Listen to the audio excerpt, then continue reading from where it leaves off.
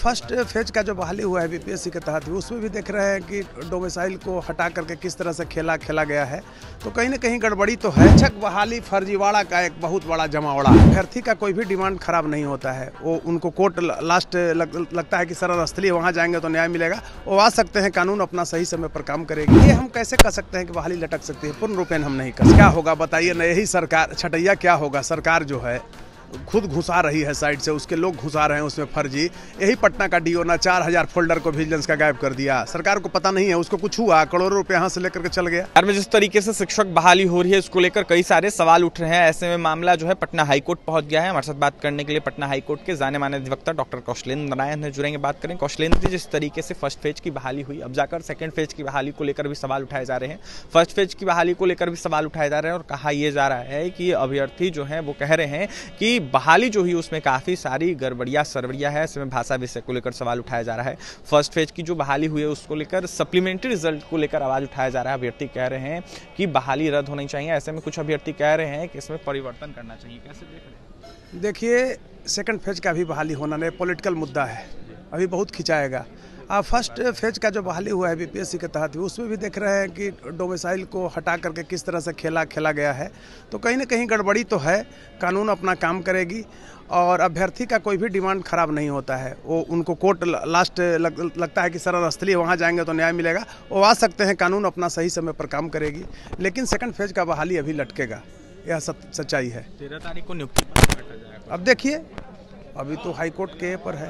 अभ्यर्थी कह रहे हैं कि भाषा विषय को लेकर जिस तरीके से भाषा विषय जो था उसको भी छोड़ दिया गया है। बताइए ये क्या है? उसका नंबर नहीं, ये तो साफ न जाहिर हो रहा है क्या जिस राज्य की भाषा है उसको ही, राष्ट्र की भाषा को आपने दरकिनार किया, उसको नेग्लेक्ट किया, तो ये क्या है? अच्छा, मामला जिस तरीके से हाईकोर्ट पहुंचा है, बहाली लटक सकती है।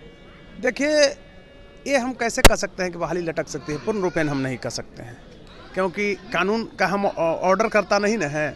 लेकिन अगर लोग ज्वाइन भी करते हैं तो उन पर कार्रवाई हो सकती है। हाँ, क्योंकि समय भी कम है और केसेस चढ़ने में भी तो थोड़ा परेशानी होगा, देर अभी होगा। अच्छा, फर्जियों को लेकर काफ़ी आरोप लग रहे हैं फर्स्ट फेज की बहाली में। जिनके पास एसटीईटी का सर्टिफिकेट नहीं था, जो एसटीईटी पास नहीं हुए थे, जो सीटेट पास नहीं हुए थे, वो इस बहाली में शामिल हो गए, पास कर गए और वर्तमान में कार्यरत है। ऐसे में उन लोगों की छटैया हो रही है और काफ़ी लोग जो हैं गायब रह रहे हैं जिनके। अरे भाई, छपैया क्या होगा बताइए ना, यही सरकार छटैया क्या होगा। सरकार जो है खुद घुसा रही है साइड से, उसके लोग घुसा रहे हैं उसमें फर्जी। यही पटना का डीओ ना 4000 फोल्डर को विजिलेंस का गायब कर दिया। सरकार को पता नहीं है, उसको कुछ हुआ, करोड़ों रुपए यहाँ से लेकर के चल गया।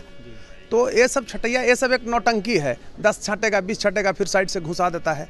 तो ये तो प्योर, बार बार मैं कहता हूँ, आप लोगों को लगता होगा कि बिहार में जो वर्तमान सरकार है, यहाँ एक कॉन्स्टिट्यूशनल ब्रेकडाउन है। ये मेरा दिया हुआ शब्द, कॉन्स्टिट्यूशनल ब्रेकडाउन है बिहार में। कहीं कोई कॉन्स्टिट्यूशन से नहीं हो रहा है। हर जगह जो जहाँ अफसर है, ये तो सरकार अपने अफसरों को पोस्टिंग कराए हुए। हम लोग को भी लगता है कानून ऑर्डर कर रही है, न्यायालय ऑर्डर कर रही है, इम्प्लीमेंट एसक्यूटिव बॉडी नहीं करता है। बताइए, हाईकोर्ट का ऑर्डर को भी ये लोग नहीं मतलब इम्प्लीमेंट कर रहा है, तो अब बताइए इसको क्या कहेंगे? कॉन्स्टिट्यूशनल ब्रेकडाउन नहीं कहेंगे।